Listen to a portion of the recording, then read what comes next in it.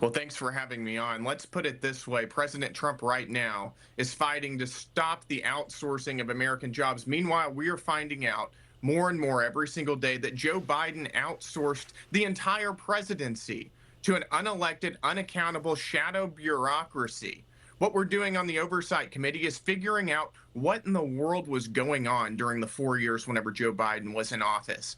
You know, whenever you look at totalitarian regimes, you know who's calling the shots. You know it's Xi Jinping in China. You know who's calling the shots in North Korea, Kim Jong-un. We didn't know for 4 years under Joe Biden. We need answers. The American people demand answers. That's what we're doing by bringing these people in, getting them, asking them questions, putting them under oath, and we'll see what they say. You know, what do you make of this? A respected energy watchdog group called Power of the Future, run by Daniel Turner, now demands Congress investigate that Biden did not even know what he was signing off on when he signed half a dozen executive actions on climate change, including things like forcing the federal government to have net zero emissions by 2050. So we know Chair Cuomo says this should be null and void, but Congressman, we're really just at the tip of the iceberg about what he was signing in these executive actions and what he did not know he was signing.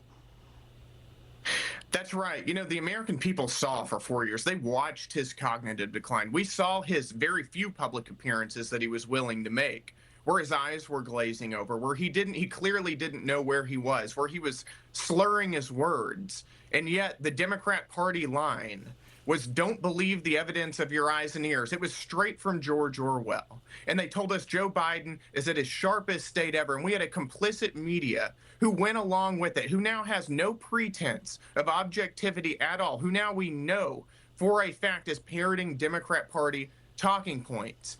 Yeah. We're finding out more and more every single day, actually, how bad this is. And it does raise legitimate questions about whether these were legitimate executive orders that were put out under his name. And that's what we're going to find out. I don't think they were. If he did not know what was going on, if he didn't know what he was effectively signing or who was running the auto pen, I don't think these were legitimate executive orders. Okay, we got this new book, you know, co-authored by Jake Tapper and Alex Thompson.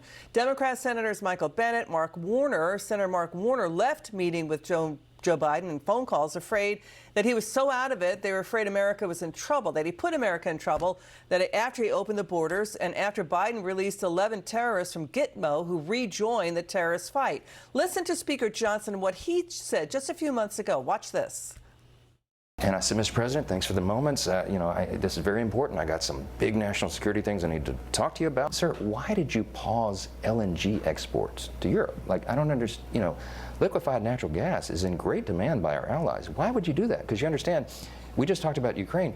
You understand you're fueling Vladimir Putin's war machine because they got to get their gas from him, And he looks at me stunned with this, and he said, I didn't do that. And I said, Mr. President, yes, you did. It was an executive order, 3 weeks ago. And he goes, no, I didn't do that. And he's arguing with me.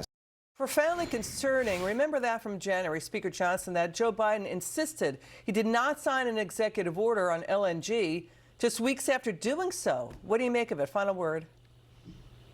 This was effectively the biggest Democratic coup in the United States' history. This is the antithesis of democracy, but this is what you get by voting for Democrats. You get consistent lies, and you get lies from a media who covers it up. We've got to figure out what happened here. Congressman Gill from House Oversight, thanks for being with us. Good to see you again.